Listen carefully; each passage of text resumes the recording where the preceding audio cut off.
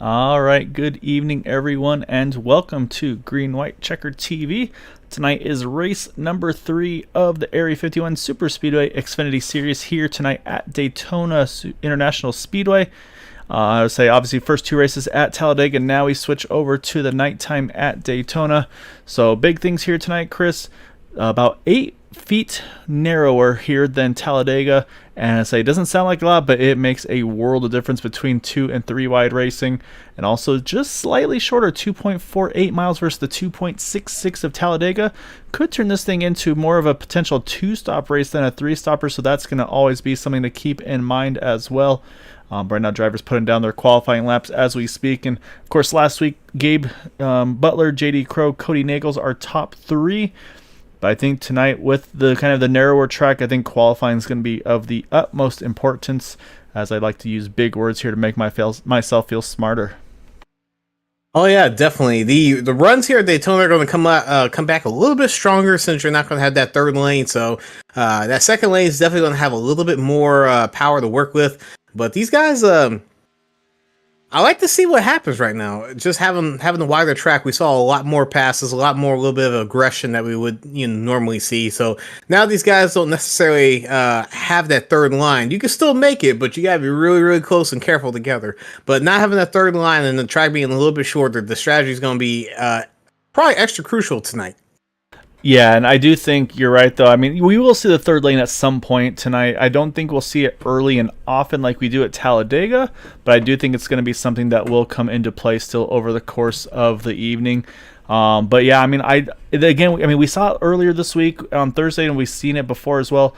The risk versus reward of saving fuel riding in the back. We've seen a couple times there's an incident, but it doesn't bring out the caution. Again, caution's just thrown by iRacing detection. Admins kind of try to keep their hands out of it, let iRacing control everything, just to kind of avoid the potential of, why was this a caution and not this, or things of that nature. So it's a tough business to be in on the admin side. You want to try to make things as fair and keep everybody as happy as possible. It's always difficult to try to do that as well as you can. So that's why they've kind of chosen a little bit more of a hands-off approach here at Area 51. Kind of just, okay, it's gonna be whatever iRacing says is what it is. So sometimes for the best, sometimes for worse, depending on who you are and where you are on track. So that, to me, that makes it a little bit riskier for me, in my opinion, though, Chris, to do that kind of that ride in the back situation. But at the same time, I love the fuel saving because, like I said, this one might be on the edge of a 2-stop. I think it was Matt Wagner had a really great strategy where he actually did not have to do one more pit stop. And unfortunately, there was a yellow there. A little bit different circumstances with the track and just the cars itself. But just something like that where you almost don't have to pit gives you such a great advantage over everybody else. So with these guys coming in the pit, another thing with being Daytona and just how skinny the track is compared to Talladega, coming off that banking of turn 4 is going to be extra crucial tonight too. It's not as wide as it is at Daytona, and we saw a couple of times last week where these guys would come off the second lane, sometimes the first lane, and just not have their coordination correct. So a lot of these guys end up having cautions during the pit stop. So you might have some people run out of fuel, might have some people just wreck right when it's the most inconvenient for them. So definitely something to watch out for. Yeah, and the other thing too is I actually got to mention is the apron here at Daytona versus Talladega. You've seen it before. They'll drop to the apron and kind of let 2-3 wide racing, let those guys go on by and then kind of get back in line. You can't do that with nearly the same amount of speed here. A much flatter, much more treacherous apron here at Daytona than Talladega. So I think that's going to be another thing is if there are times where you maybe get lapped, you're going to have to be extremely cautious, extremely careful to see how it's all going to shake out. But with that, though, it looks like drivers have just finished their qualifying. Everybody's starting to grid as we speak.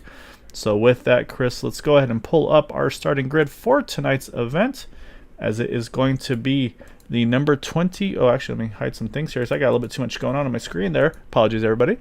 We're going to have the number 25 Kevin Freese on pole position here this evening. Right next to him, our defending race, or not defending, on back. Then you got J.D. Crowe, Robert Duvendak, 11th and 12th. Les Levy, Robert DuPont, Eric Laurie, our top 15. David Bond, Tom Dixon, Kevin LaChance, Nick Manfredi, and Fuzz Yater, our top 20. And we got a big grid here tonight as well. As you can see, we're going down into the 20s now. David Overstreet, Robert Jordan, Anthony English, and Donald Stewart in 24th. Continuing to Paul Turner, Robert Rock, Jay Hilliard, Bob Fitzgerald, Dan Harrington, Ivan Deschamps, Randy Miner, Guy Bracco, Ron Blackwell, and Todd Siebels, our 34th and final starter tonight. So we've got 34 drivers on the grid here tonight, Chris. That is going to be a very busy track here. And again, the second lane versus the third lane possibilities, Daytona versus Talladega. This is going to probably at times going to look like 180, 190 mile an hour pace laps for these drivers. At some point, though, I do think we'll see that kind of that strategy that we've seen before, where you get that lap lead, and you maybe think about dropping to the back and trying to kind of again go for that fuel save. But again, not as easy here than at Talladega, because again, that apron you're gonna have to find a way to blend back in on the backstretch before turn 3. Otherwise, I almost will guarantee you will lose the draft. So. It's going to be some big risk versus rewards. We got a couple teammates in that top 3 with the boot knockers. Again, we got 4-car teams on Discord.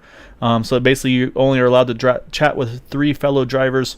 But again, we know there's kind of the A and B teams, if you will, where you're going to have a tendency, even if you maybe aren't in the same Discord, you're going to work with those opportunities with those drivers that you're comfortable and familiar with. So it's going to be fun to see who's able to pick up their partners here over the course of tonight's race. Definitely. 34 cars on track. It's going to be hard to get all the way up from 34th to 1st. And it's going to be hard to be 1st and drop all the way back to 34th. These guys, some of these guys that are not used to being up front and get that one lap lead, once they drop off, like you were saying, they're going to have a little bit of difficulty. But being 34th and having everybody, pretty much bumper to bumper might not be the smartest move. So you might see some guys right around the 20s or the teens decide to break off and try to make their second group. You might see some guys right off the bat that are 34th that want to just go ahead and kind of ride in the back. Definitely hard here to pass, and it's not like Talladega where you have a pretty clear option to go 3 wide if you wanted to get by a group of cars. So these guys are definitely going to have to watch out for that. And with Daytona still having a backstretch with the bus stop there, that grass is ever so important for people not to go hit. Yeah, you always want to avoid that grass for sure. So we're going to hop on board here for a second with our pole sitter of Kevin Fries. But yeah, so you're exactly right though on that one, Chris. And the other thing I'm looking at too is of the 34 starters, we have actually 33 on the grid here. Looks like Dean Wilkinson either maybe starting from the pits or maybe a connection issue or something. So we'll keep an eye for that 55 car as he was our season opener winner tonight or last 2 weeks ago in the number 55. So waiting to see if he pops up on pit lane. But right now the field's all getting set up here as we're about to go green as pace cars off again. Very early start finish line here at Daytona versus Talladega as the green flag is down and away. Kevin Fries, Gabe Butler going to lead the field into turn number 1. So definitely they need to kind of figure out who wants to lead this pack if they want to just make a blockade like they did last week. Right now they're pretty much dead even going into turn number 1. I'm looking to see the 14 and the 06 kind of working together. They were really strong last week, so I think these guys have a good chance this week again. Oh yeah, no, Vicente and Cody, if they can get hooked up together, they will be 2 to be reckoned with as well. And even I mean, we saw on Thursday night where Vicente was kind of stuck on his own, but he was in the thick of it to try to win that race as well. So, I mean, it can be done. You just it's going to be a little extra work to put yourself in the right place at the right time and just hope that person sticks with you when it comes down to crunch time. So, do you mention it still does look like we have the 33 cars on track. Unfortunately, the one still off track is that 55 and Dean Wilkinson. So, unfortunately, it looks like we'll at the minimum go 1 lap down here early on, as Kevin Fries will lead lap number 1. And as for the movers and shakers, not a bunch to report right now. Although we got another driver not on track, the 18 of Zach Workman. I believe he had gridded, but not seeing him on track as well. So that actually now leaves us with 32 drivers on track. He just dropped out. It's been a connection issue or a hardware issue for that number 18. So that's a tough break for Zach as well. He is one that always we keep an eye on as well. That's like kind of relatively new to the league, but very impressive when it gets time to go for it. So, but right now, like I said, we've got pretty much that 2x2, that 280 or so, 190 mile an hour pace laps going on with Kevin Fries, Gabe Butler leading the way still. Definitely, we're not seeing as much of a pushing fest as we're accustomed to seeing with Talladega and even in the trucks earlier. As we see the boot knocker team go back to single file on the bottom side where we had the 1 and the 25. But if you look a little bit farther back in the 4th or 5th row, you're not seeing everybody on the bottom completely push each other, and they still have the power. And that's just kind of like that bubble effect that happens with these cars, where the outside line they're way closer than anybody else, but that bottom line is able to just push and push and push. So for that outside line to kind of get all the runs that they need, they're definitely going to have to kind of jumble everybody up, get the energy pushing forward, and then being able to go ahead and get around the guys on the bottom. As we see someone else just drop from the top all the way going to the bottom. Yeah, it's Gary Jenkins in the 90 dropping down that Rusty's number 90 machine. So that's going to put Vicente Guerrero to the lead on the outside line. So, and I was about to say, just like clockwork, watch for Cody Nagels to jump up top to pick up his teammate, and that's exactly what they're going to do. Say those two are not known for just riding around, so they're going to try to get hooked up and move their way to the front together. They got Charles Johnson tagged on the back of them, and then that 99 of Robert Duvendek as well. So they've got some pretty good company in that second lane here. And I mean, you can, again, you'll see in the draft, and you'll see kind of as they run through the straights and the turns, you'll see there's room for that third lane, but the problem is, again, the margin for error is just much, much slimmer. And I say, unfortunately, in iRacing, it's not just all kind of apples to apples. I say there's a little bit of net code. If someone just gets a little bit off-centered, say there's just that kind of that impact zone, if you will, not always spot on. So that's what makes that third lane, especially that little bit more treacherous. So for me, I say I'm never one, Chris. I'm never one that I'm not too fond of the third line running up against the wall because whatever it is, I've never got a great feel for that kind of that outside corner of my car. So I'm definitely one of those drivers that likes to kind of live on that yellow line like Gabe Butler is doing right now. So can add it though, Chris. Dean Wilkinson rolling off pit road right now in that number 55 machine. Unfortunately, 6 laps down as they run. So he's going to need a lot of help to try to get back into the thick of it. But love the commitment, though, from Dean, even with what's going on there. Ooh, actually, we got one big trouble going down on the infield there. It's Donald Stewart. He's going to try to hang on to it, and it looks like he will. He's going to miss the pit entry, but there's something definitely going wrong. Hits the pit entry there, the kind of the gap of the pit wall. Big shot there. I think that 78 car may have had also either maybe almost looks like a VR type failure where he just isn't seeing what's going on around him there because that car just, you can see, just kind of staying off to the right there. So he's going to kind of get stuck up into the pit wall there. So odd situation there for Donald, very unfortunate. So he is on pit road though. So again, staying green here, and it luckily also looks like it was the only car involved. But now here comes that tricky spot though for Dean Wilkinson. Everybody's 2x2 here. But again, for Dean, if he goes to the apron, he's going to lose a lot of time. So he's going to run that third lane. I think safely he'll be able to merge in here. He's in a pretty good spot there in that 55. Should be able to tuck in right behind this 59 there of Jay Hilliard if he chooses to. It looks like he's just going to drop a little further back though. But yeah, so Dean's going to merge back in with the field here about now 7 down. Yeah, you can have a lot of hours racing these cars, within official racing or even league racing, and it's still kind of hard to figure out where, the whole positioning or the body of your car is. So you come to Daytona, you get that third line, you get that lap down car that kind of sits all the way on the wall, and you might have to squeeze the guy below you, and you kind of just hope that there's no bumping between the two cars on the lines, or else it just causes a big one. And a lot of people have to blame the lap down car, but it's very hard for this track where you kind of see kind of a weird kind of shape that he has to take for everyone to get around him. So that third line, I like to be thankful for that lap down car to stay out of the way and things like that. So for me, I know that I always have to look out for those types of cars 3 or 4 or 5 seconds ahead. Just that way, we almost can negotiate as we're racing. Sometimes that outside line, I'll kind of give them the line, or if they're on the bottom, someone kind of has to. You gotta do a lot of give and take. So lap down cars are going to be kind of an issue that these guys might have to work with 2 people dropping out with connection issues and coming right back in. So I think we had Zach Wortman come back, and I think we already had Dean Wilkinson come back. So these guys are coming back. Good job, a lot of resiliency for these guys to come back, and you never know, we might have a caution fest. These guys can come back. Hopefully not, but there's always a chance. Yeah, so that's where, as one of the admins, kind of a thing for Dean Wilkinson, it's like, man, I could use yellows to get back into the thick of it, but at the same time, it's like, man, I don't want to have to review a bunch of yellows either. So definitely a kind of a tough decision to make there for him. But I'm going to say he's probably hoping this thing still stays clean and green. But yeah, like I said, unfortunately, but again, like you said, love the fact that you've got Dean and Zach sticking with it, even though, like I said, it's 5 and 8 laps down.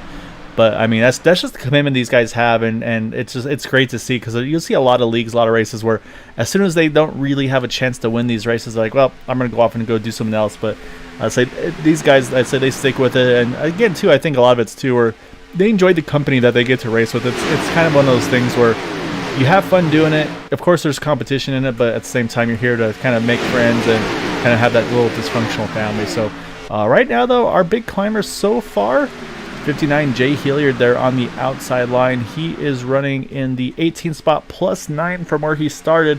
But like we said, not a lot of changes going through the field at the moment because, again, that third lane has yet to form here. So we'll see if it does at some point. But you see right there that number 59 Prime Toyota Supra right now running that second lane. Right behind, loving the paint scheme on this one, Chris, that number 68 David Overstreet.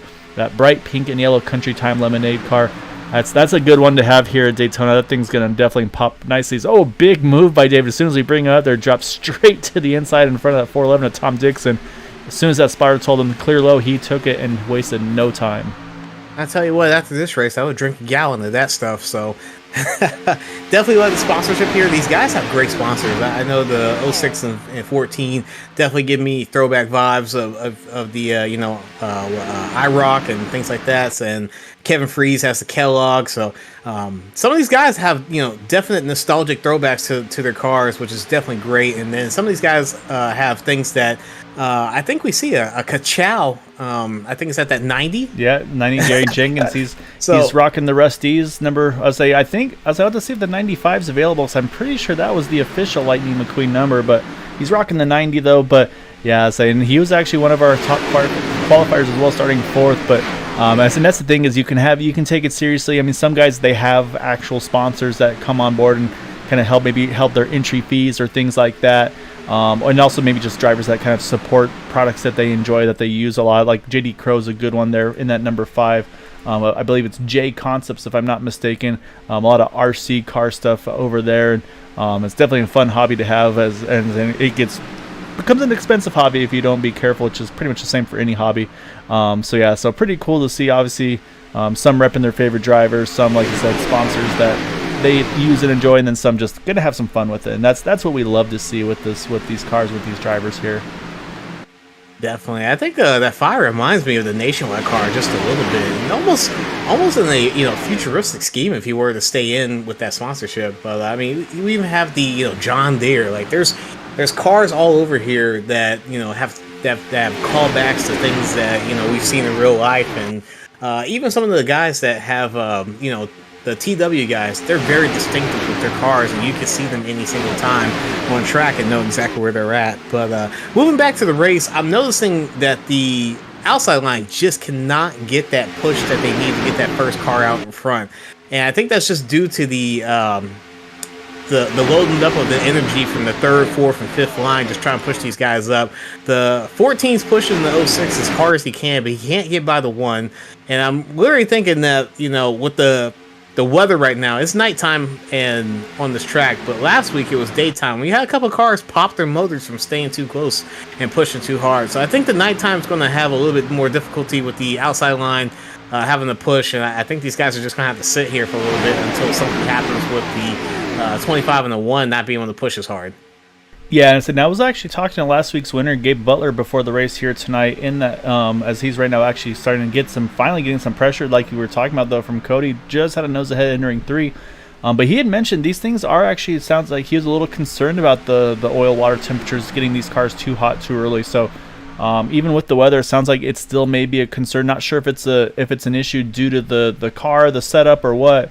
But you're right. I mean, I feel like the temperature definitely on the side of kind of benefit, if you will. So we'll have to see how that comes into play. But one thing we can talk about, Chris, though, we're starting lap 15 of 78 right now. Again, the magic number I heard for trying to make this on a 2-stop race is going to be lap 26 to 27. That should be just in the window range of making it on a 2-stopper. So I think that's going to be the big question here as well. But right now, though, again, I said we got about double file for a good chunk of the track here. And you got to go back to about right here, the 44 of Anthony English there. I think he's rocking, Mountain Dew paint scheme there. I think Game Fuel, if I'm not mistaken. He is just off the back of that group there. One of the first cars single file, Nick Monfretti as well in the 29 right in front of him. And then Paul Turner in the 4 as well right there. So these guys are kind of taking a little bit easier, staying single file.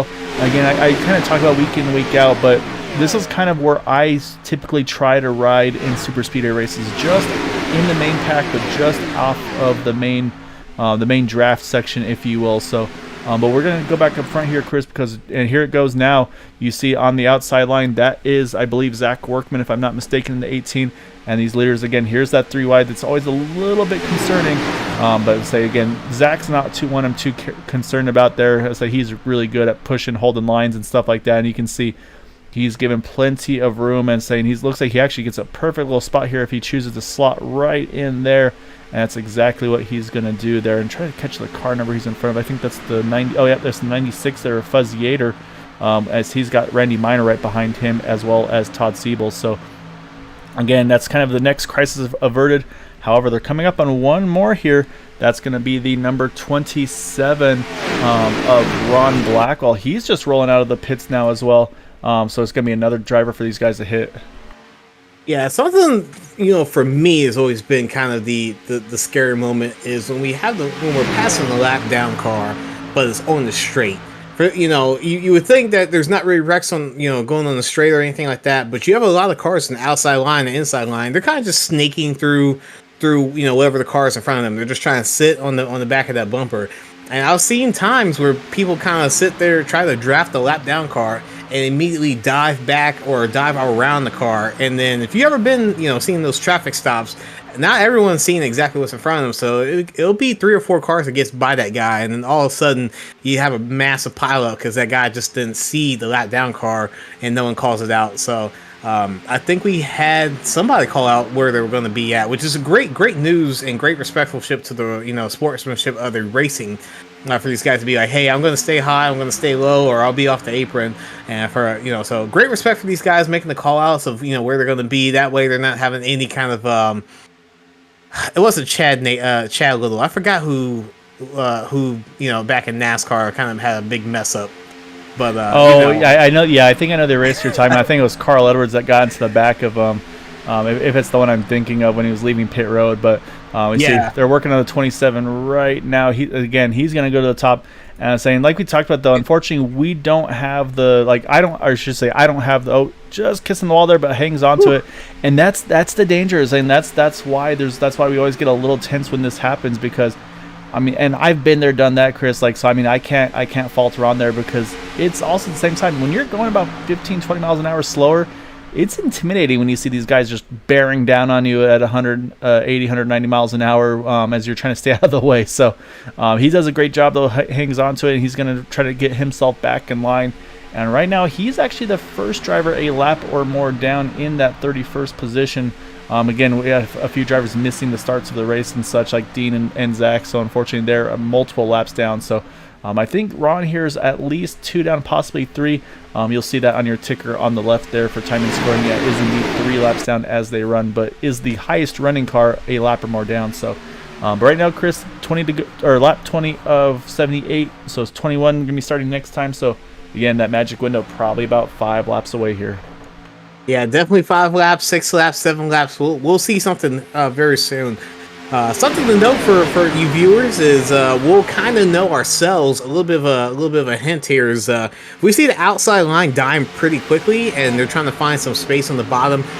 That's an indicator to me for these guys wanting to go ahead and pit on one of the first or second times around. So if they stay on the outside, if it's me, I'm definitely staying on the outside. If I'm not going to come in that lap, I don't want anyone to mess up my race by cutting down all the way across.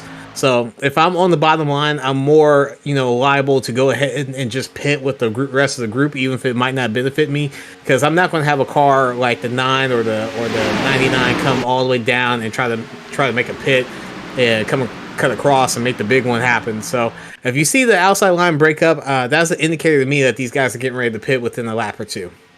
Yeah, that's exactly it. It's the goal is if they want to shove in front of these guys and find a way to slot in, or if they have any friends or teammates that maybe just be able to build a little bit of a gap to let them slide into and kind of hop in. But yeah, right now you can see definitely no openings for anywhere right now. The closest chance they had is right in front of the 8 there for just a split second of Dude Conrad. That gap fills really quickly.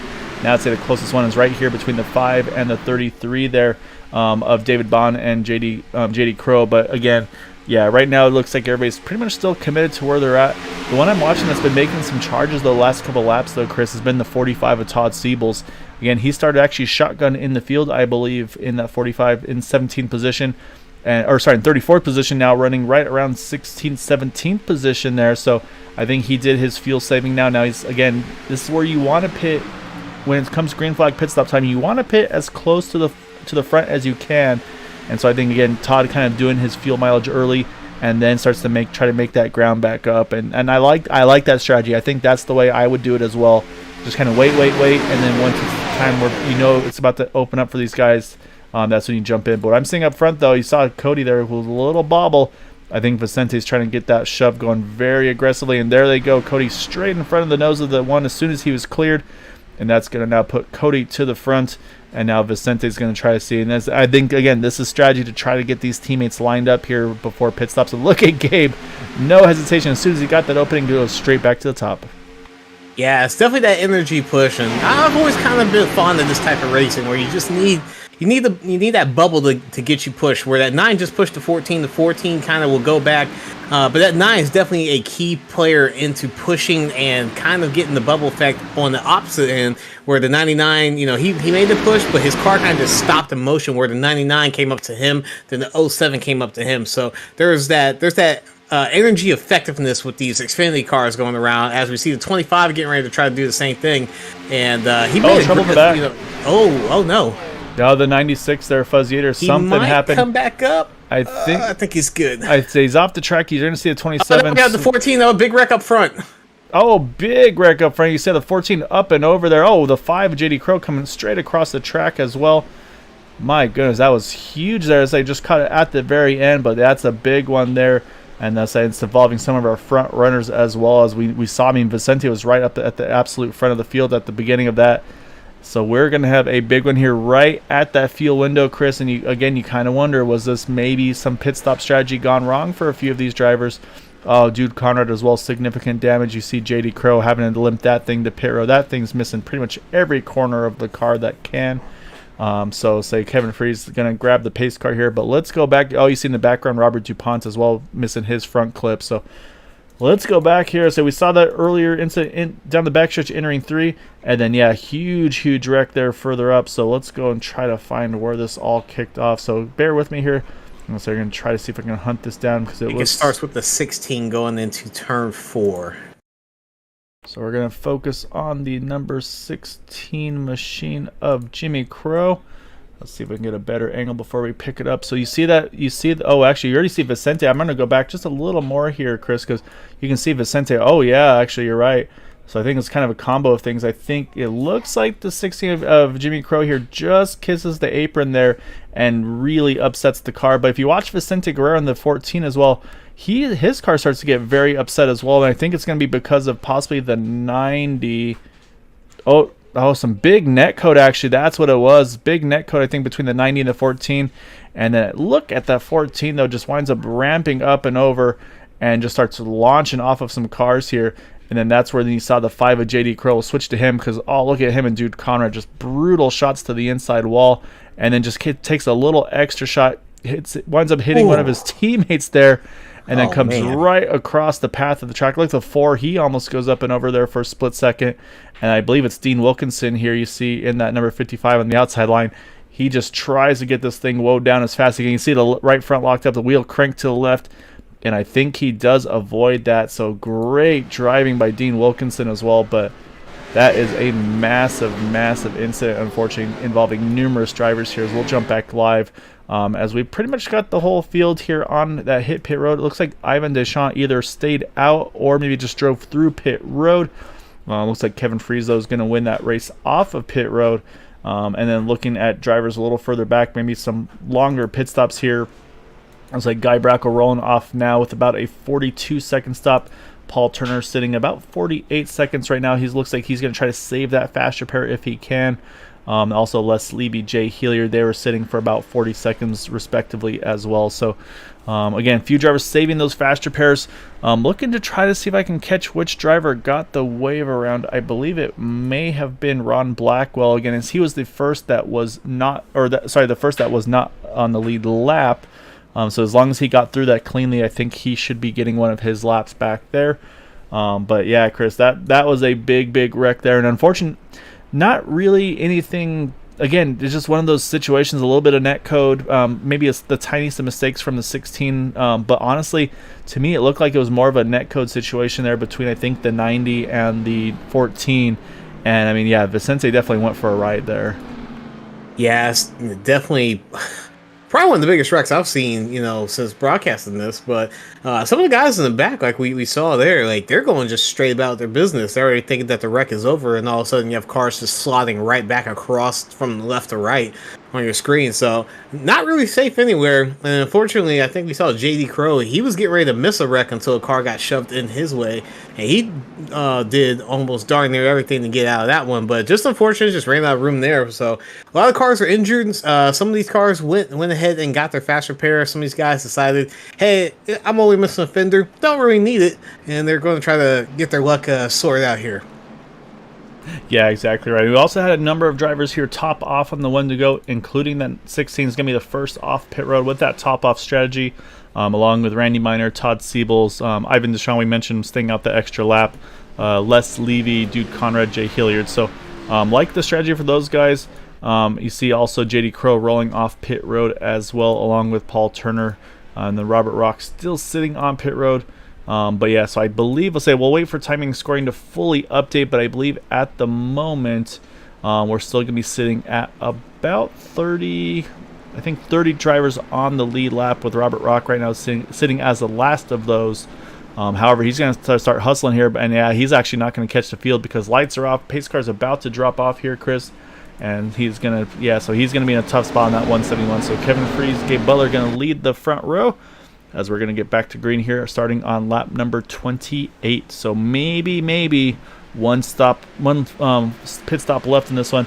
And see Kevin Freeze immediately picks up his teammate there as we get back to green.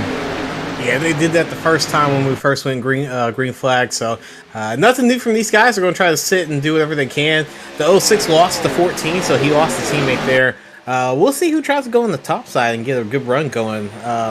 Not too sure what's going to go happen with these guys, but thing to note is I think we had some admin work happen for some of the guys that had to avoid the wreck and go through the pits and get a black flag. So I think those guys got just EOLs, or I think some of their black flags were forgiven. But we'll have to go back and see. I don't foresee anybody having to go into the pits right now as soon as we come around the corner, but I may be wrong. Yeah, so hopefully that's the case, because you're right. I mean, if you're having to go through pit road to avoid an incident, that definitely should be a situation that's clearable.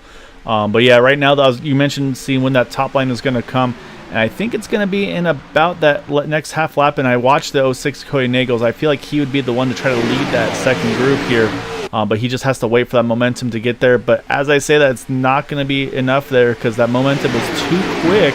That number 90 able to get to his outside quarter panel with help from that 99 of Robert Duvendak. So right now we got just two cars rolling on the outside lane for now, but it's going to pick up steam here, as there goes the 19 there of Kevin LaChance. He's going to jump up in the party there, bringing along that 071 Eric Laurie.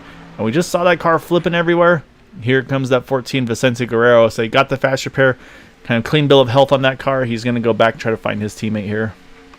Yeah, I think for a team decision, if you and me are on teams and stuff like that, I would kind of have a talk with you, even though you're sitting third, and I'd be like, hey man, I only have one life left to live. You're still up there. It's up to you if you want me to come all the way back there and push you, or if you want to slot back and wait till the next set of pit stops and try to work again. But like we said, it's Daytona. There's not that much time or room to get all the way up there. We saw the 90 and the 99 have a great run, and we saw what two cars can do to get all the way up to the lead, but you cannot overtake with just two cars on the outside. So for teammates, there's a little bit of strategy that has to go into effect of, do we want to be together, or are we kind of just taking our own type of road here, our own path to get to the front? So if it was you and me, I would kind of just try to figure out if I need to come back up there and push you with the risk of, completely being out of the race. Or do you want to come back and sit back with me and try to save some fuel? Yeah, exactly right. And right now it looks like pretty much the options are kind of null and void as they run here. As we got, it looks like drivers coming up on the 019, just rolling on pit road there. It looks like maybe had a little bobble on pit exit, but again, able to get it pointed the right direction. But What I have been seeing so far this race, that 25 and the 1, they have been very solid as a duo here with Kevin Freese, Gabe Butler.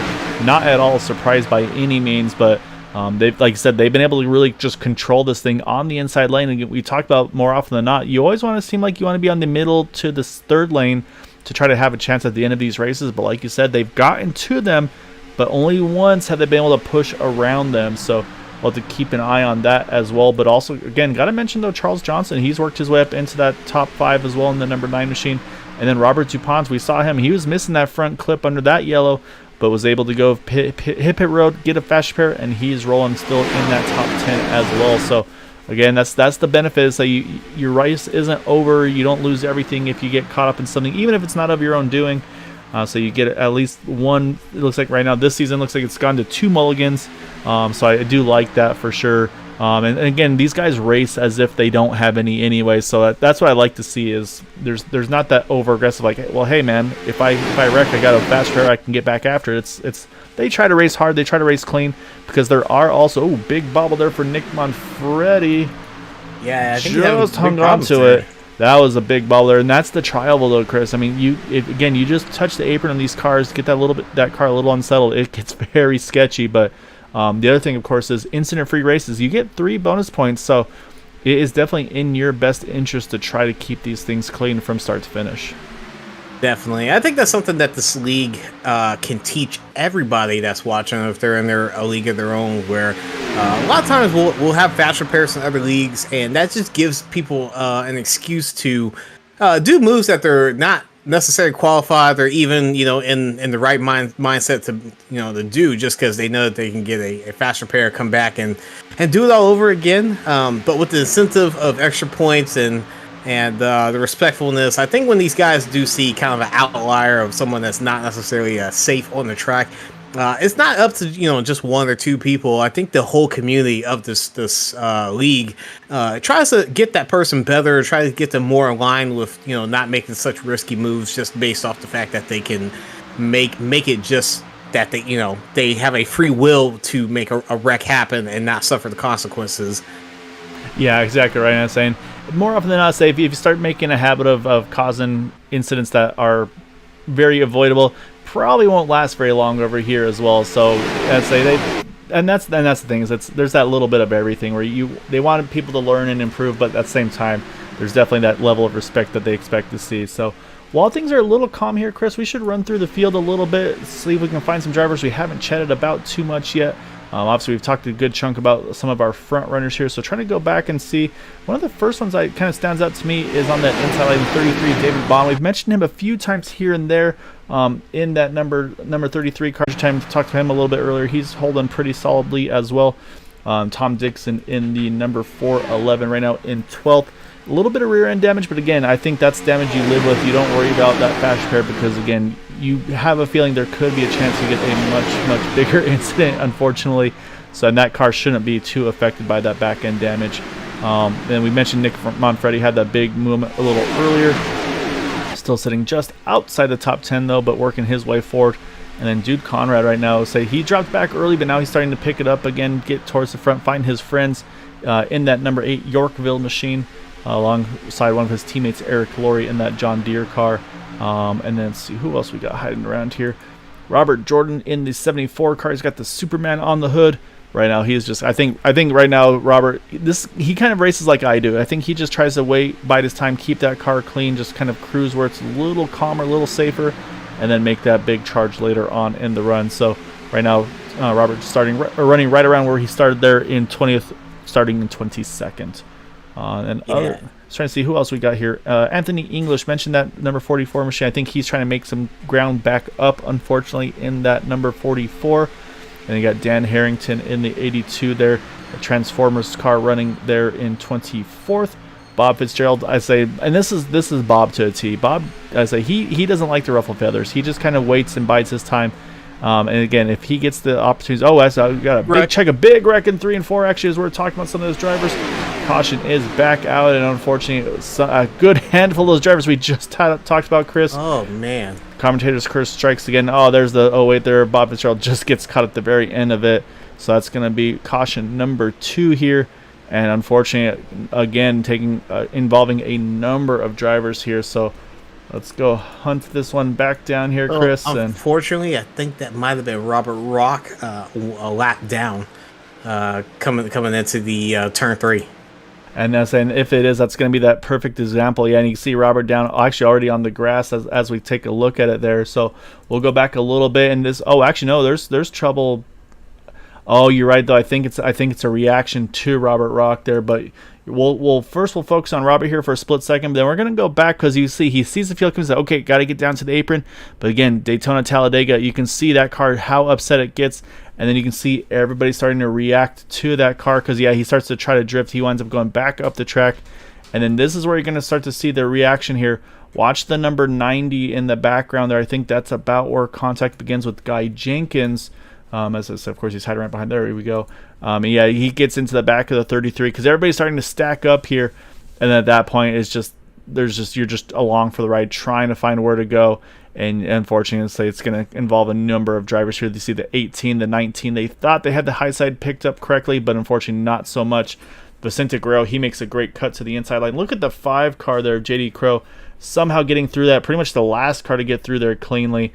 And then from there on back, it's unfortunately just a gaggle of cars here getting caught up in this one. You see the 8 there, the 29, the 411, the 90, 33, 74, the 16 of Jimmy Crow Jr. as well. So, yeah, unfortunately, a good chunk of cars here. Again, it's going to be one of those ones where it's more of almost who didn't get involved in this one. This is where I'm gutted for Bob here. Looks good. All right, I got the gap I have, and the 74 just still rolling just a little bit there. Catches Bob right in the right rear corner. Probably not a lot of damage, but most likely will give him an incident point to take away that incident-free race, I should say. So, yeah, that's a tough one there for those guys. We'll jump back live, though, because we've had pit stops for our leaders here. Kevin Freese, Gabe Butler, once again controlling this thing. They are going to cycle through to the front once more. And looking to see, looks like, again, pretty much status quo here. So, Chris, let's step away for a moment, catch a break, catch our breath, get some water. We'll rejoin you guys here in just a moment, so stay tuned.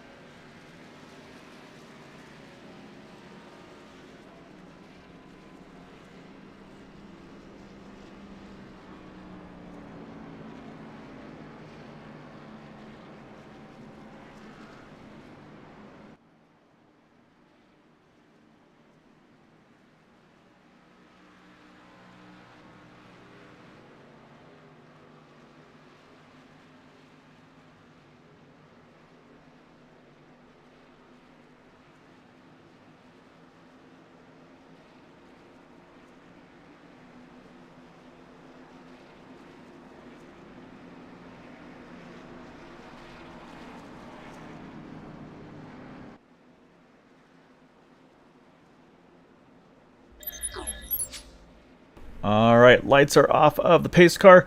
So Chris and I were just talking during the break. This is going to shake things up a little bit on the fuel strategy now because, again, we talked about being right on the edge of pretty much a 2-stopper. This now puts them in the window where they can easily make it to one more stop to the end here, Chris. We're going to restart this thing with, I believe we said, about 38 laps to go under scheduled distance, of course. And again, these guys talked about being able to go about 25, maybe 26 laps on fuel. I look forward to seeing what the strategy is going to be because I think you get a big window now for if you want to pit early, you want to pit late. It's going to be definitely some team strategy, I think, going on here as field's all starting to get gathered back up. But once again, Kevin Freese, Gabe Butler, they're going to lead the field back to green. And say right now, though, great start for Kevin. Actually, Gabe wasn't quite ready for it. We'll see. He's going to jump up, pick up his teammate once more. But Gabe definitely won't be clear of Charles Johnson here. So we'll see how this restart unfolds. But right now, Charles is going to lead that inside line. I'm pretty sure we'll see some friends drop down with him. Yeah, I think we saw some cars in the back have either issues going up through the gears or someone blew up or something like that. So pretty big gaggle already with a pretty big gap with about 8-9 cars back. But looking right now, the 9 is leading the race with the 1 and the 25 not getting the push that they needed to. So everyone on the bottom's lining up. The 2 up top, even though they're strong cars, they might just not have the energy to get right back in front. So big significant change in the race. Yeah, so it's one of the first times that 25 and the 1 haven't been kind of controlling the inside line. They're going to pick up a buddy there with Dude Conrad on the outside in that number 8 car. But yeah, it looks like this time by Charles Johnson is going to lead this lap here. One of the first, honestly, one of the first non-boot knocker leaders. I think at one point Cody had led a lap there. But yeah, right now it's been pretty much Kevin and Gabe controlling this thing. But now, like I said, that energy, though, they've got Dude Conrad. They've picked up the 59 Jay Hilliard. And that's really started to beef up that second lane. You can see, just visually, you can see how they've been able to push up alongside that 9 car. But yeah, right now you got the 9 leading the 99 on the inside line. Cody Nagels in front of the 68. So right now it's a 2-horse show here up front there with these guys running 2x2. Rest of the field, like I said, starting to try to catch back up a little bit. We did have some separation though, like you said. So from about Les Levy, Todd Siebels on back, these guys really lost this main pack. So they're going to have to try to hustle to get back up there. But this is going to be tough sledding, unfortunately, for some of these guys. Yeah, definitely. Don't know what happened. You know, I'll have to go back at the end of the race to kind of figure out what happened. But for the viewers out there, I'd like to ask you guys, you think the number 1's going to defend back-to-back and start a streak here of winning? Or do you guys think that the number 1's going to, get usurped by somebody else, possibly the 25 or even the 9? Yeah, it'd be fun to see. Kind of, yeah. I'd love to see if you guys have thoughts, or of course, also just any questions, insight, input. If you guys want to add on there, as Kevin Freeze with authority there, goes straight to the bottom there. Again, these guys trust their spotters more than I can believe, but I mean, they make it work. So Kevin's going to take the point in front of that 9, and I'm going to go out on a limb, and I have a feeling I know who Kevin Nagel is going to be rooting for. And it might be that cyan blue IROC machine of a certain Cody Nagels, which is always a good pick as well, and maybe a little bit of bias. But I mean, what's racing, what's following and supporting drivers without a little bit of bias in these things, huh? Oh, definitely. I think we can look to the Watkins Glen race in real life this week to look at Twitter questions and things that people have been posting. So a little bit of a trouble in paradise for Tim Hendrick. Even though it's still a good race. But the 06 is a great choice. He's always been up there, at least, since I've been commentating. And that 14 is not that far back. So if those two can get hooked up together, I know that they can kind of take it to the boot knocker guys. So we're looking at the pack kind of catching back up there in the middle around 10th, 11th spot. And these guys are still trying to figure out who they want to be on the outside and the inside. But there's a lot of energy seem to be coming from the outside that I'm looking at. So I think the 1's getting ready to get a big push here in a lap or 2. Yeah, and he's got his teammate there, Dude Conrad, with that being that pusher there. So you're exactly right. Wouldn't be surprised. The other thing, though, Chris, also is we're at 34 to go. So in about 10 more laps, and there goes Gabe. He's going to jump to the inside. You saw right there. That's something I haven't talked about lately, Chris. But one thing that is something I've seen before, and it's something I've done myself. When you're the pusher, you kind of get that tunnel vision. All you see is the back of that car in front of you, and that's pretty much what you're fully focused on. Watch out. Oh, great heads up by Cody there. Almost got put 3 wide there with the 99. Just everybody got a little bit off-centered, but Cody able to roll out of it, was able to kind of give himself some room, give the 99 some room. Everybody gathers back up, and that's what you love to see out of these guys. Great give and take there, and everybody lives to fight another day there. But going back to the 8 car, though, for a split second, you saw him kind of try to follow down there with that 1 car, but right now it looks like the 8, he's going to go to the front for Dude Conrad. There he goes, right in front of his teammate, Gabe Butler.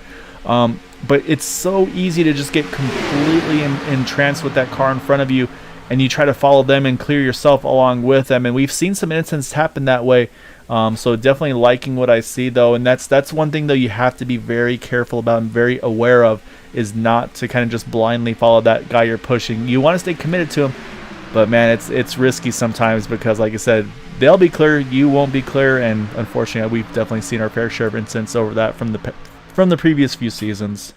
Oh yeah, and even when you're on the straights, and if you're farther back, it compounds that risk just that much more. So if we see cars like the 62 or the 82, I think on the outside, and they're all bunched up together, pushing the 59 around, you're not able to make that split-second decision to either dart left or dart right. So you have cars that are just snaking down the backstretch. We'll see it here in a couple of shots where we'll just see cars. You'll see the front car not necessarily go left or right, but everyone else is coming outside, and they have to come down because they've already overshot that thing, and they're trying to still push. And in the trials, you had that same thing happening, and that's how we get most of the wrecks happening through the trials. But usually some of the wrecks that we have here, historically, is always going into the corner or right as soon as we get out of the corner.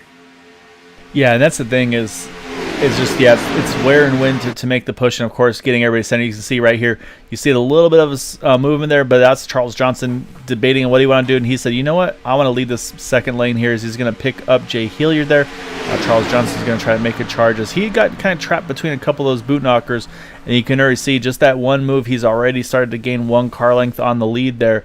And I mean, that's what it takes. But again, going back to the fuel strategy here, Chris, once these guys get to, again, to me, about 24 to go, I say is safe, kind of going back to like the IndyCar terminology, kind of where you can go basically full rich. Of course, no adjustments in these cars for their fuel maps or anything like that, but what you can do though is you say, hey, if I get out in front, I can control this field. I don't have to do any lifting, any saving. I can just go at it, basically pedal to the metal all the way to the end. Of course, doesn't account for green, white, checkered potential, so I think 24 to go is probably about the earliest I would safely want to come in. Maybe if you want to account for those green, white, checkers, maybe about 20 to go. But what I do think, though, is this might be in that window with these guys pitting at lap 38, where maybe we see some drivers may be able to put just a little bit less fuel in these cars, maybe try to do a one can stop instead of having to plug that second can in, because that's that transition from the first can to second can. It will add a couple seconds to your pit stop, and that could make or break where you are in this lead pack at the end of this race. Yeah, another thing to note, it's not necessarily on the boards or in the cars for anybody to really play, but if you're able to stay out as long as possible and you see everyone else come in, and we do have a significant yellow, you can kind of put almost everybody a lap down and still not come in with having 3 or 4 laps, and kind of just trying to play that, let me get out in front, lap these guys down again, and then hopefully have a caution to where some of these guys don't get their lap back.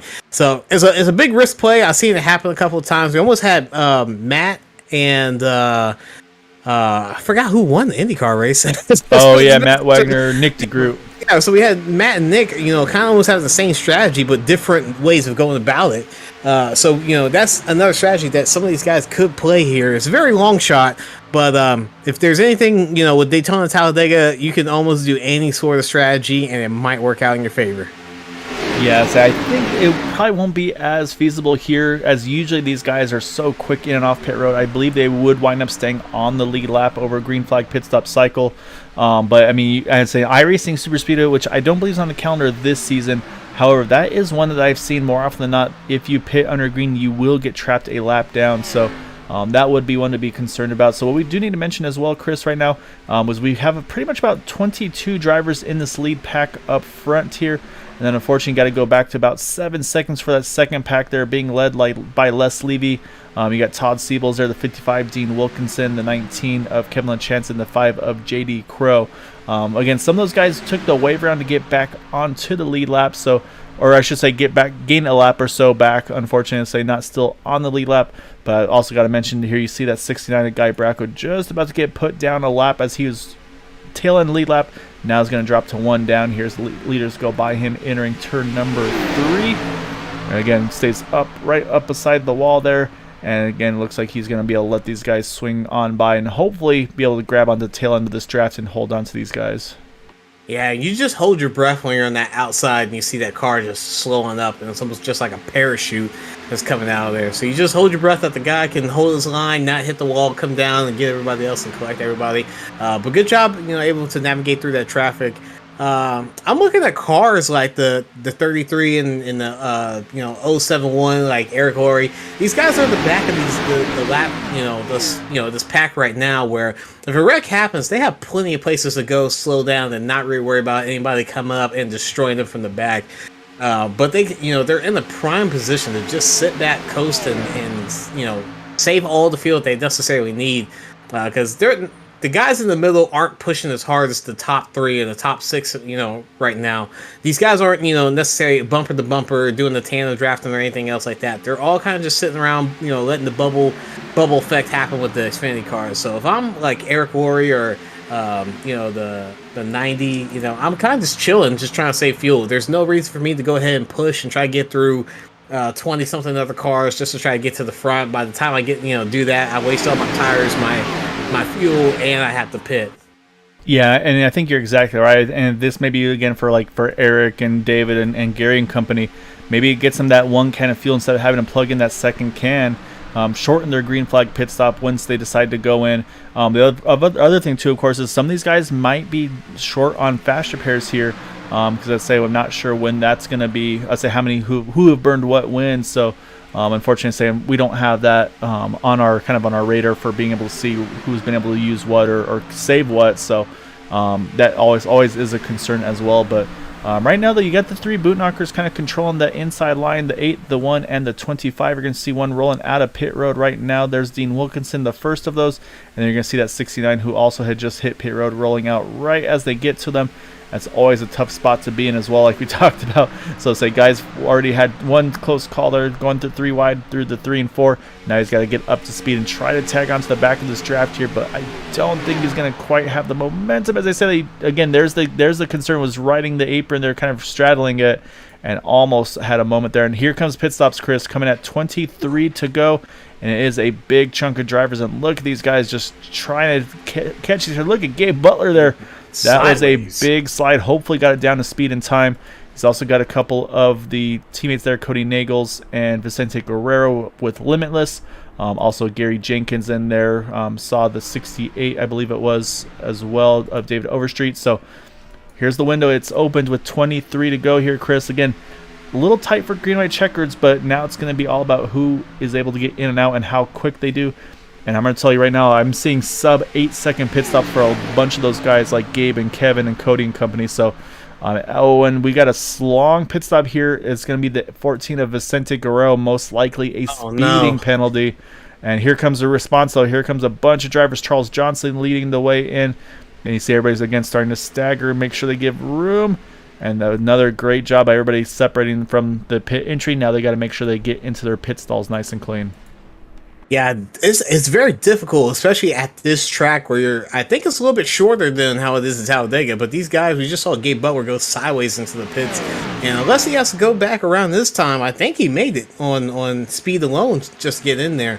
But when you're coming to the pits and you're dropping off, you're almost not even looking directly at where the pits are at. You know exactly where that's at. It's more if you're looking behind you to see if anyone's going to come up and they're a little bit faster than you, or someone's going to tag you. And then you start looking to your left to make sure anyone that's passing you is not going to come across and hit you. So we see the last group of cars come in. A little bit easier for these guys. You know exactly where almost everyone's at. But looking at somebody like Gabe Butler, the spin right nice there. 6. Woo! Catches it. He's going to lose the draft from that. For that. Yeah, so let's go back, though, because we got to watch this pit exit battle. Right now, Robert Duvendak's the first out of pit road. We're going to watch out the back here, Chris, because here comes the one of Gabe Butler. You got Kevin Freeze there. You've got Cody Nagels, and they've got the momentum. They're going to swing right on by to take the point once pit stop's complete, which we haven't completed yet. But I say I think job done, though. They will hold on to this main pack, so great job by those guys to stay in the main pack here. But right now, I think Cody Nagels, he's going to have to find some friends. I think right now, his best chance right now to me is Dan Harrington. As other than that, he's kind of trapped in a boot knocker sandwich. But we've still got 2 or 3 actually, or sorry, two that have yet to pit here. As you see, actually, here's Robert DuPont that's just rolling off pit road. He's going to get swallowed up by these guys. But hopefully he'll tag onto the back of them. But right now our race leader here is actually Todd Siebels in the 45, Les Levy on the inside there. And as right now they're not going to be making good lap times as they run side by side with each other here. But yeah, right now these guys are going long. But right now, like I said, the way they're racing, this is definitely not helping their lap time. So these guys probably hoping and looking for a yellow to have a chance at this one. So We'll drop back though, take a look at this lead pack right now. As obviously there's Vicente Guerrero. He's going to get put a lap down in that 14 car, unfortunately, from that 40-second stop and hold. But let's say again, lap down or not, he could play a role. He could help his teammate here. What we do have right now is we have a 10-car breakaway from, actually I should say 8-car breakaway from Gabe Butler down to Robert Jordan there in 11th. And then unfortunately it's about another second or so back to Robert DuPont and Randy Minor that are going to have to try to push hard here to get back up to these guys. Yeah, if I'm the 06, where I've been running up there all day, so, you know, big kudos to him, but if I'm the 06, I have to make a decision. Do I want to be up top again and see if someone can push me around these guys? I have the 14 going up top, even though he's a lap down, but he can definitely influence this race. But right now he's going back up there. There's going to be a little bit of a bubble as this push happens, and they're almost going 3 wide. I think that 99 is going to get pushed out, but now we have a lap down car, so it's, you know, everything's kind of breaking loose right now. But if I'm the 06, this is my best chance to get all the way back up front. Yes, and I think the 06 is trying to get pushed. We go 4 wide for a split second there.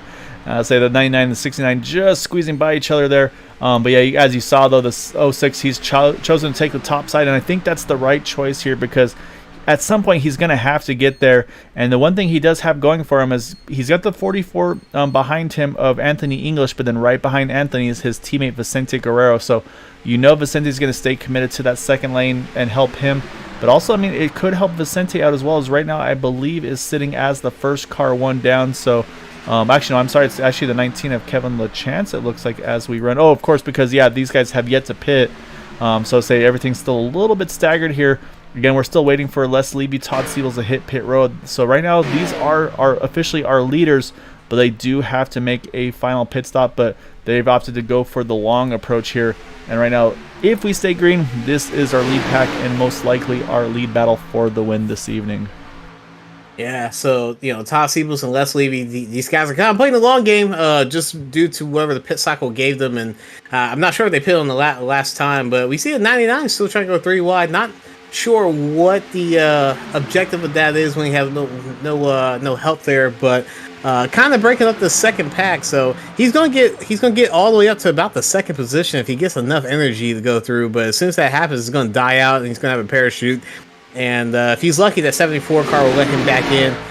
But it's getting kind of interesting with a couple of lap down cars in this pack right now. I see the 14, you see the 18, a couple other guys in the back. So lap down cars are going to be a big factor of who's getting the win here, I think, tonight. Yeah, no, I think it definitely will come into play. And I think, like you said, the 99 of Robert Juvendak, he's decided, you know what?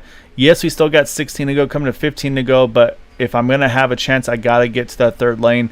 It's going to be tough sledding. You can see he's actually stealing a little bit of draft here and there from that 44, who's kind of dropping up a little bit to maybe steal a little bit of draft as well, or maybe trying to cool that car down. But you can see, though, I mean, he's worked his way up to that third row, but again, this is where everything gets a little tight there. You see, again, it's not all about the 99. He's also got to make sure these cars on his outside don't wind up kind of drifting just a little bit up into him. But I think he's going to pick up that 69. I believe a teammate there for that number 99. So again, we talked about teammates coming into play here. Watch for those two to work together here and try to see if we can push that third lane. But Chris, I don't know if this is going to last for another 14 laps here. Yeah, that third line's definitely I would say that it has a life of 3 laps. You can get there even by yourself, even by himself. You saw 99 kind of just sit there in that third line, and he was able to pick up almost to the second line, but you just, without push, you really don't have anything going for you. So you got about three laps of life within that third line, and that's without a wreck happening or anything like that. But coming back to 2 guys up in front, we see the 44 and the 14 definitely giving the 06 as much pushing as he can handle, and right now they're going to be dead even, but it's just not enough to get around the number 1 that Gabe Butler. As here comes those guys. They wait as long as they can. They're going to hit pit road here with 15 to go. Todd Siebels, Les Levy. So they will give up the front spot for these guys right here. So now this will officially swap our lead over to Cody Nagels and Gabe Butler. And it is tight between the two. And looks like Gabe's going to lead that lap. And you kind of wonder at what point, if you're the 06, are you hoping that maybe that 44 maybe tries to go, let's say, to the third lane at some point, where then you can pick up your teammate Vicente and he can be the one to push you, because again, you race with each other a lot, you know each other, you're comfortable with each other. And again, this is not knocking Anthony at all, but so we don't know how many races the 06 and the 44 have together where they kind of know each other's tendencies and things of that nature. So it'll be interesting to see. I think right now it's obviously in Anthony's best interest to stay tagged on to that the 06 here. But I'm going to try to do a little bit of sleuthing here to see if I can find where Anthony is. Maybe see if he's with anybody on Discord, because that would be a good... Actually, looks like he's with Dan Harrington. And they're actually pretty much running side by side there, the 82 and the 44. So they haven't found a way to get hooked up to each other here. But yeah, so that could come into play as well. But right now, still is Gabe Butler, Cody Nagels leading the way. And do need to mention, we still do have 14 drivers in this main draft. That second pack we talked about, they have caught back up. So right now, Nick Manfredi in 14th is the last of our lead lap drivers in this main pack. Then you got to go about 15 seconds to this next duo here of Paul Turner and Bob Fitzgerald. And then unfortunately, Eric Laurie and Gary Jenkins another couple seconds back as well. And then you can see everybody's just kind of staggering out. There's Les Levy, Todd Siebels, who just pitted. So we'll jump back up front here. But right now, also got to mention our lap down drivers. Vicente Guerrero is now in that lucky dog position in that number 14. So it's definitely in his interest to try to stay up front, but also got to try to keep it clean. So this is a risk versus reward to me at least, Chris, for Vicente. You want to help your teammate, but again, if there's a yellow before we get to the end of this race here, if you're in the thick of this thing, you might get caught up in that wreck and not get your lap back. So I mean, are you thinking full teamwork here? Are you thinking thinking about yourself a little bit, where it's like, hey, maybe I should roll out of this, that way if there's a wreck up front, I can get my lap back?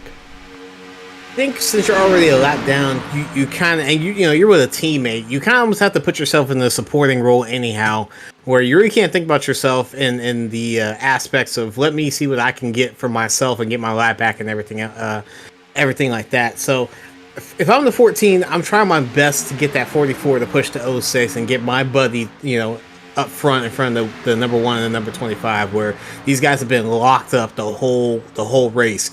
And if they can end up breaking that up, we saw what happened as soon as those boot knocker guys were able to get somebody in front of them. They immediately started backing off just a little bit, getting that push and trying to fight for the win. For me, I'm also seeing some of these cars have a little bit of handling issues, and that's going to be play big dividends if we start going 3 wide again. So if I'm the 14, I'm pushing for all it's worth just to help my teammate. Damn if I do, damn if I don't. If I wreck or if I get my lap back, I'm there just to push my teammate. Yeah, we'll have to wait and see, because we're coming to 10 to go this time around. And at the line, it is thousands between Cody and Gabe there. And we saw it on Thursday night, Chris. It was into the tens of thousands of seconds between first and second there. As they pop it in here is our painter extraordinaire of Peter DeBorgia. He's got a big shock to see that number 1 of Gabe Butler up front. And he's giving us some good info, though, about Anthony English and Cody Nagels. They actually race in the same leagues on Monday, Tuesday, and Wednesdays. They are not teammates, but so they are familiar with each other. So again, maybe working with just, again, kind of one of those things. What is it, the Darrell Waltrip term of co-opetition there? Just got to work with whoever you can at this point in the race. A bit of energy in the 07 got turned. This might bring out a yellow, but they're all in the infield. No. We'll see. So far, we stay green, because so far it's all been going down into the infield. So far, no yellow is out. It's completely shaken up this lead pack here. As right now you can see, it's pretty much turned into, there's the yellow. Caution has just come out now with 9 to go. So we'll go back and we'll take a look at that one. But yeah, that third lane was starting to try to form there, Chris, and it just did not pan out. So it's a big break for those that were hoping for that yellow. Now you just got to see. And actually, I do see the 14 of Vicente Guerrero. That car looks clean and green, literally. I think he should get his wave back onto the lead lap. So big break for Vicente. So let's go and hunt down this yellow, though, Chris, and see what we missed there. As that, yeah, definitely was some big moments there. Yeah, not sure what car was it, but I think the 9 got pushed into the wall. Just the energy. I think everyone's just pushing to the outside. But I think it all starts around the 9 car. Yeah, you see, 74 Robert Jordan washes up into the 9. Not sure, maybe some contact with Robert prior to that. And then from there, so you can see everybody's trying to hang on to. There's Robert Dupont. He gets sent around as well. And then, unfortunately, Charles makes a great save. But then, unfortunately, another secondary contact sends him down into the infield. right into the path of that 101 there. Nothing he can do. Then you see over on the in the background there, the 29 big hit for Nick Manfredi, as well as the 18 of Zach Workman. And then a little bit further up, I'll say we'll go back to some of those guys that were also involved in, like Charles, you can see down in the grass. And then you can see everybody else trying to find a way through here, as Robert Jordan also got a piece of that as well. And this is where everybody was almost getting it gathered back up here. But then, like I said, a caution, I think with everybody trying to gather their cars back up, I guess you would say, as you can see, Charles able to get back onto the racing surface. And then I think the yellow probably somewhere a little bit further back here. Still not seeing officially where it came out. But yeah, so, and of course the caution comes out after that point. Actually, that's probably, yeah, that might be where it came back out there, because you got a couple of cars trying to do some dodge in there. As you can see, yeah, yellow flag was out at that point. So caution is out. Won't see a lot of strategy here. Pretty much everybody's good to go on fuel, so I think everybody's going to pretty much stay out. Obviously, the one and Gabe Butler leading the field to the yellow here. And then we should see this 14 of Vicente Guerrero swing on around these guys and get back to the point. And we'll get back onto the lead lap, importantly for him. And, of course, those involved like Charles Johnson and company on pit road here as well to get those fast repairs. So we'll step away for a moment. We're going to restart this thing within 5 to go. So let's say it's going to be fun at the end. It's going to get dicey. We'll probably see the third lane, so stay tuned.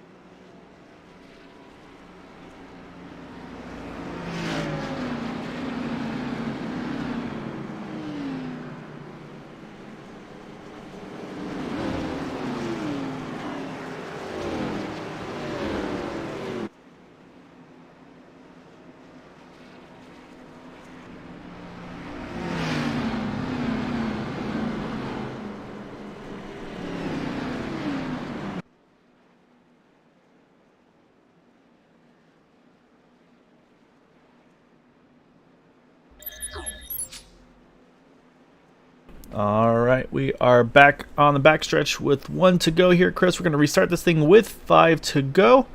It's going to be, again, they're kind of lined up exactly how they were on track. Gabe Butler's going to have Kevin Freeze right behind him. Cody Nagel's going to have Anthony English. And then you're going to have a little bit of a split here with Dude Conrad and Dan Harrington. Dan's going to be up on the on the inside. Dude's going to be on the inside. This is where they probably wish they were kind of swapped here if they had the opportunity, because then they would be lined up right with their teammates there, because Dude also with part of the Bootknocker organization with Gabe and with Kevin. So right now, though, the question is going to be, I think, who do we see as the first driver to jump to that third lane? Because at this point now, I mean, it's going to happen. So we'll have to wait and see as the pace car is just about to make that sharp left. There it goes. Hand it over to Gabe and Kevin. We'll see if they go early, if they wait till that green flag flies, keep everybody bunched up. And it looks like that's exactly what they do here, Chris. Keep the field bunched up. They get back to green here with 5 to go. Yeah, there might be a little bit of concern for fuel, as I saw not only Gabe, but a couple other people were just riding the apron, which is normal for some of these guys. That's just normal operating procedure. But, you know, we did pit with about 25 25, 20, 26 laps, last time these guys pitted. So might be a little bit concerned just in case we do go for some green-white checkers. But we see the boot knocker guys going down the backstretch. They're still lined up. I can't tell you where the third line's going to come from, but I think it's going to be probably right 33 and probably 33 or Eric Gorey up there. And as we already see what's starting. Oh, a little bit of contact to the wall there. So Jay Hilliard, he's going to lead the outside line. Charles Johnson had a little kiss to the wall. Oh, there's the big contact of the 62. And that is going to bring out the yellow once more here as we got a big wreck through 3 and 4. Vicente, unfortunately, he just got his lap back. He gets in it as well. So hopefully has some fast repairs left to go. And then a few other drivers involved in that one as well. You see a bunch in the back here. Charles Johnson once again. You see Les Levy as well. And there's the 59, the 74 as well. So unfortunately, these fast pairs quickly run out here, Chris, as this should put us right on the edge of that green-white checkered window here. So once again, we'll step back and we'll take a look at this caution to see what exactly happened. So trying to hunt it down here for a little bit. It was trying towards the mid back of the pack there, trying to get that third lane for me. So we'll focus initially on the 9 of Charles Johnson, as we know he was involved in it, and we'll see if we can get a better look as to where it all occurred at. And right now, looking right there, you see the 45 of Todd Siebels. Looks like just drifts up just a tiny bit. Again, doesn't take much in these cars, but just gets up alongside and into the 62, and then that pushes the 62 up into the 59, and then from there on, there's not much you can do. You see the 101 gets a little bit of contact, the 68, and then here everybody comes into it, the 64. And you know what we're going to be doing here, Chris? We're going to go back because we're going to watch that number 5 of JD Crow, because he may be laps down, but that car somehow, I think, found a gap that I would have never expected to see open up here. So let's go back one more time here. We're going to hop on board and we're going to watch and listen from the roof here of JD Crow. So watch this, Chris.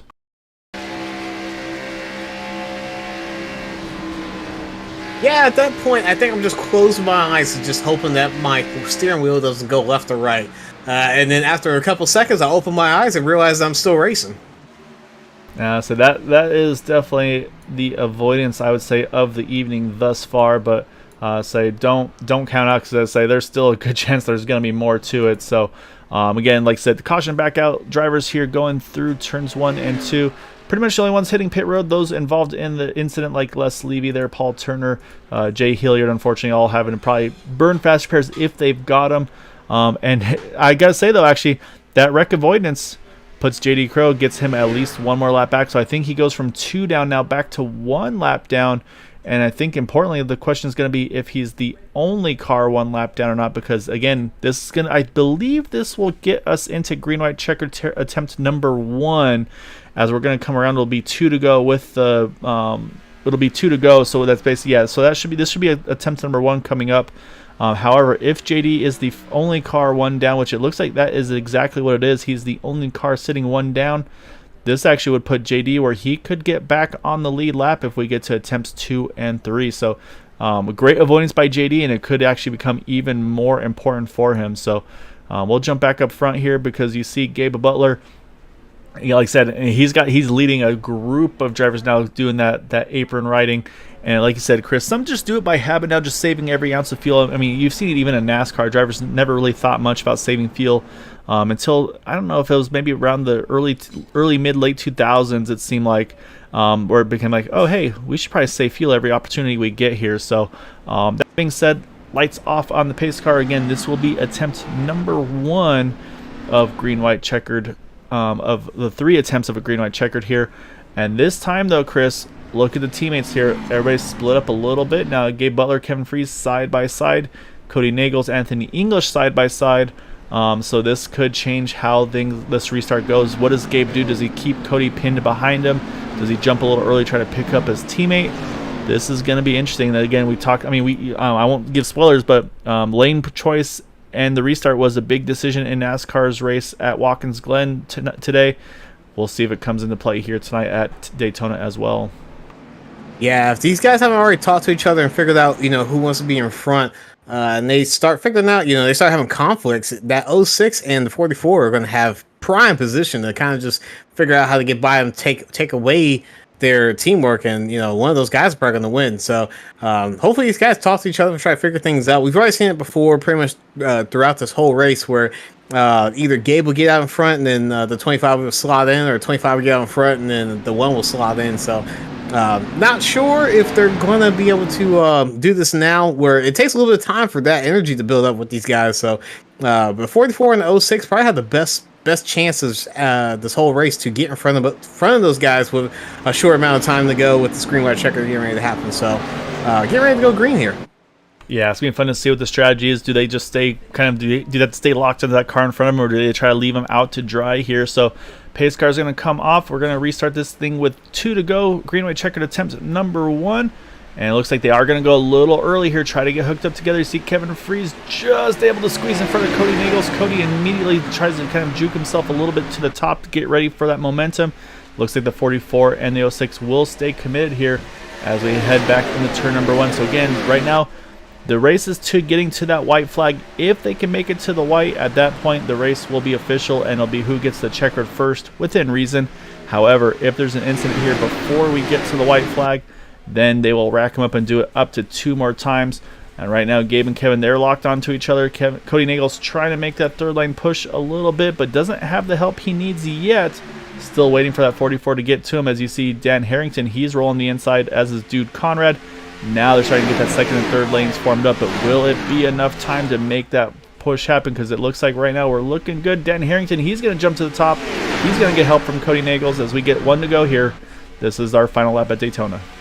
Yeah, there's just going to be a little bit of that, less air from the 25 for anyone to get a push. So it's a good time for the outside line to get a decent amount of pushing in. And I think the 82 might be able to get one if they're able to squeeze down the inside line, kind of disrupt their draft. And we kind of see him deadhead on the second line. He's going to get up to the first. So it's going to be a really close finish going into turn number 3 right now.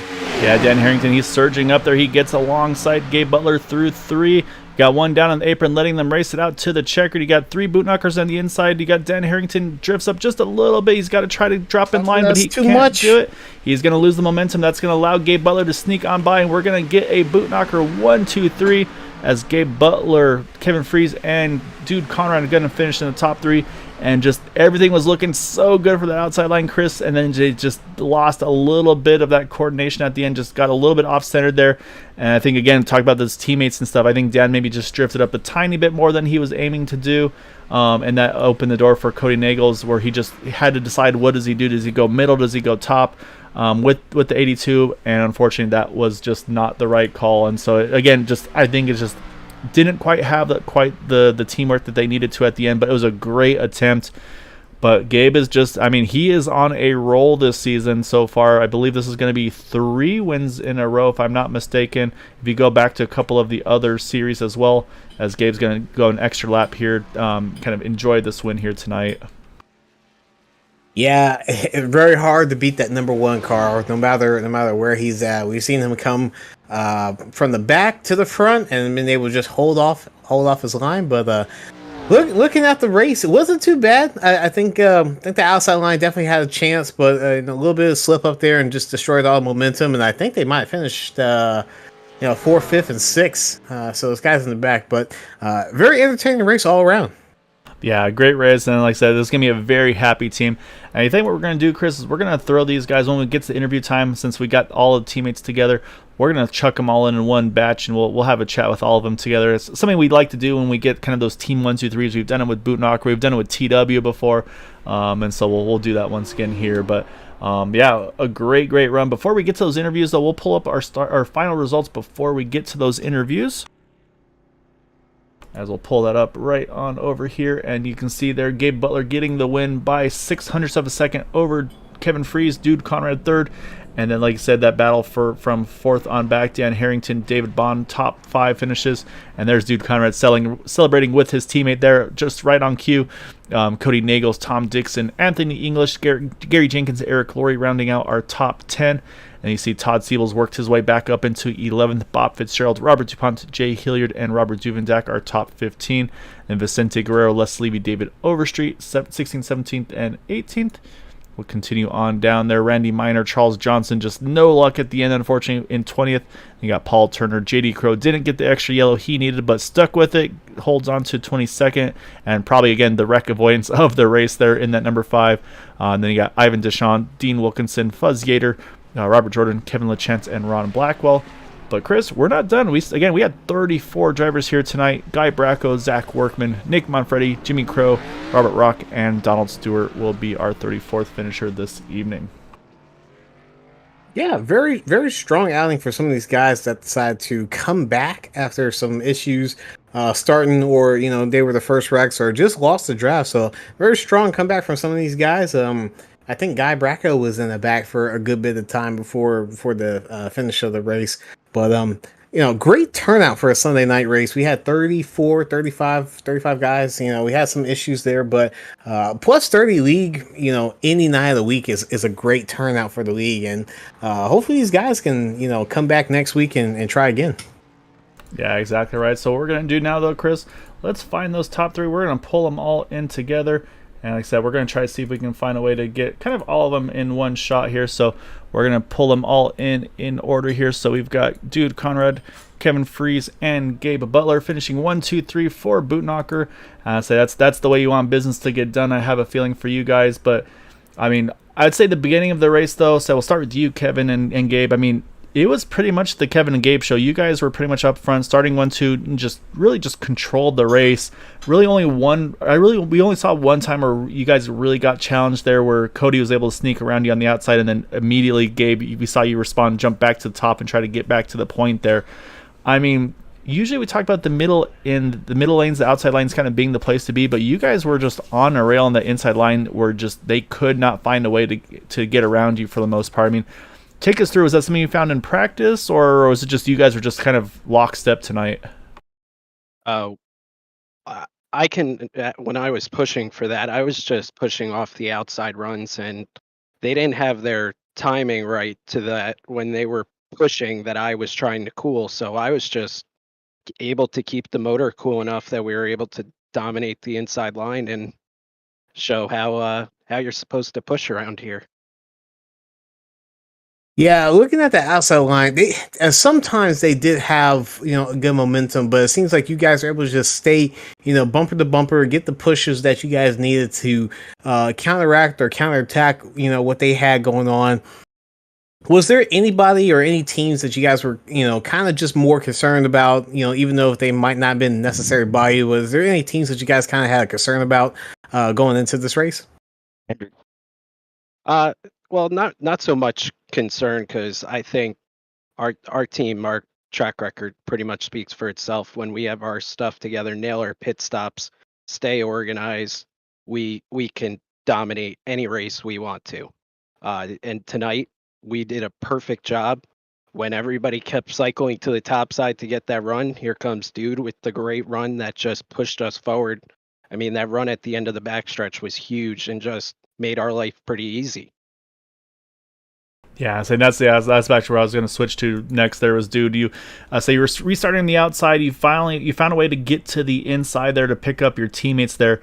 I mean, obviously, I know the goal, of course, for you guys is kind of once you get lined up, you're going to pretty much stay lockstep there. But how was it for you? Because you kind of had to work around a little bit. I think at one point, I want to say you may have got caught up in an incident to have to recover and kind of work your way back forward. I mean, take us through your night, because obviously wasn't all straightforward, as there was a couple of yellows that really kind of changed how the complexion of that race was looking.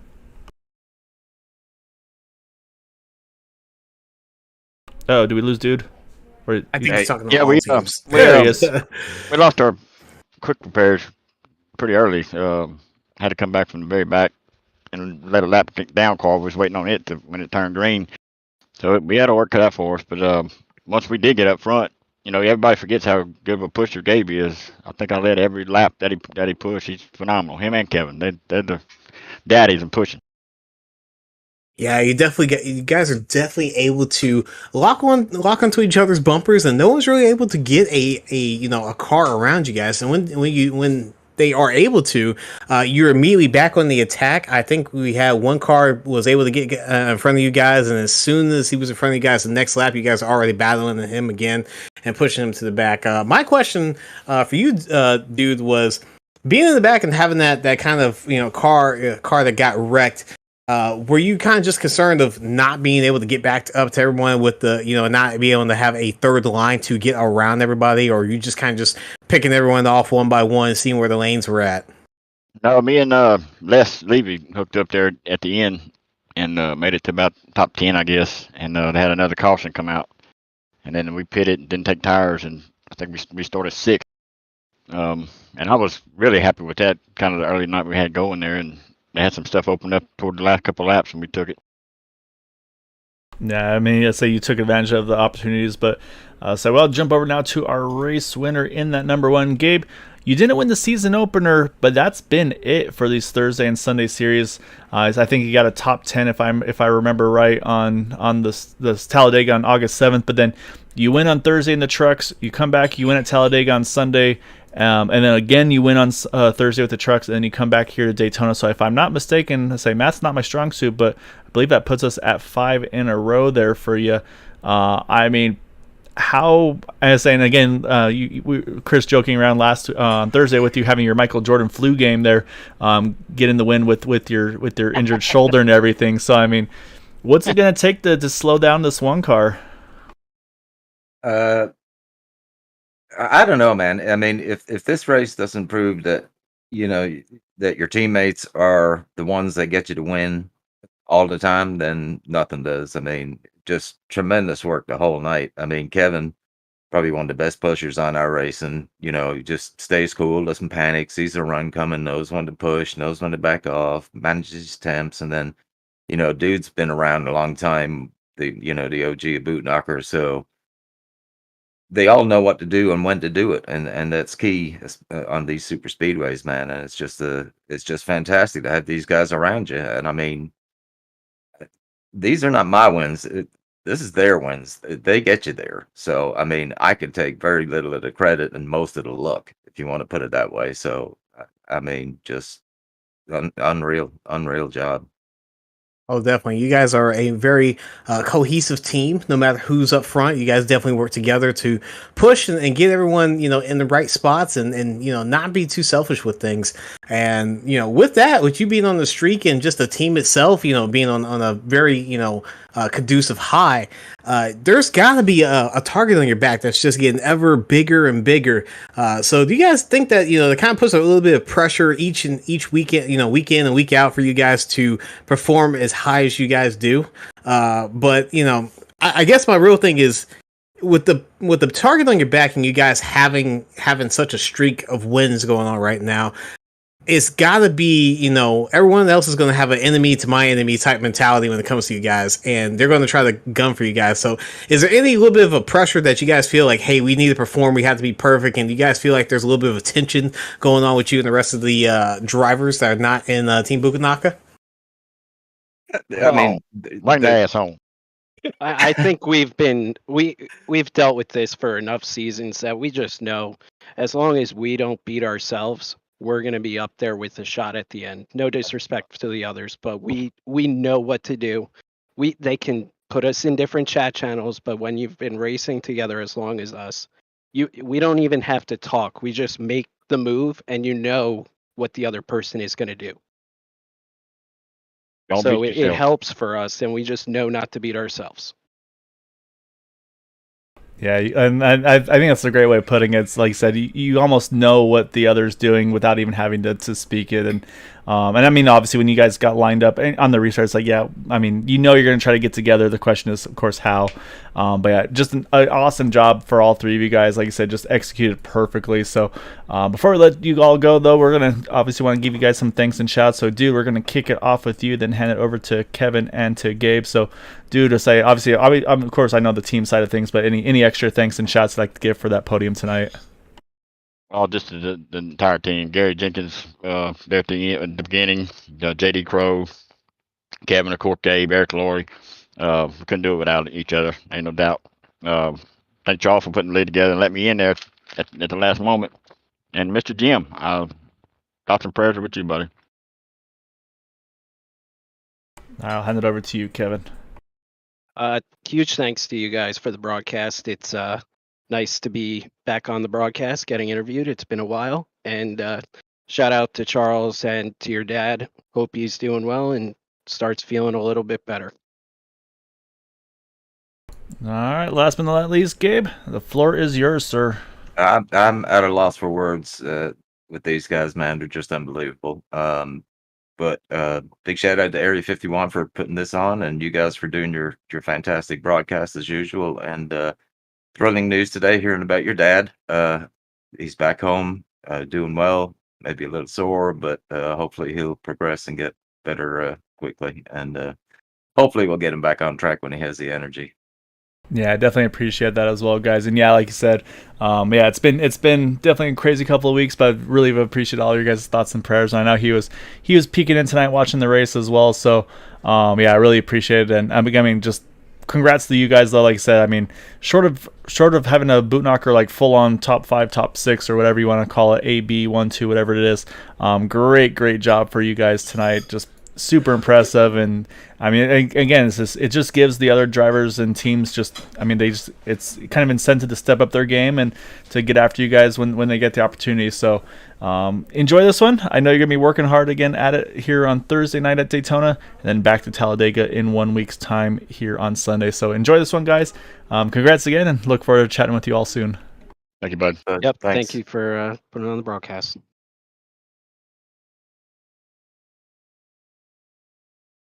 All right, Chris, those are our top 3 finishers of Team Bootnaka. And again, I mean, they work together really well. And like they said, I mean, I think Kevin even mentions, like, a lot of times they don't even need to really speak to like say and know what they're gonna do. It's pretty much they're kind of have that sixth sense, if you will. And we've seen it before with some drivers as well. But like I said, on the cohesiveness side, I mean, this whole team, like I said, they've done this for a long time. They've been together for a long time. And this is just what they do. They do it very well, and it's just unfortunate for some of those other guys out there. They're gonna have to step that game up that little bit more. But I mean, I think that's what drives all of us, is just to try to improve. And it just kind of, like you said, it just makes that rabbit all the more enticing. It's like, okay, I got to get these guys, and this will be fun to see kind of what the game plan is for these guys to try to find a way to kind of knock them down a peg over the next couple of weeks. Oh, definitely. And, I've been on iRace. I've been on the servers for almost a decade now. And you and me, we've been teammates for, multiple years.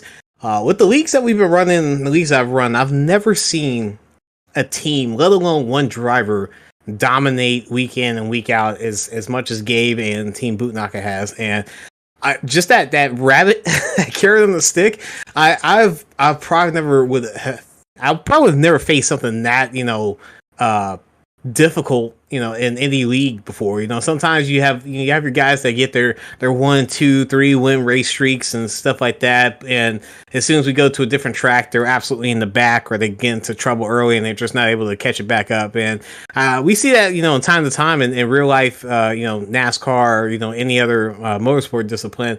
But to see that on iRacing, especially since I started broadcasting, it is amazing how hard it is to get by these guys.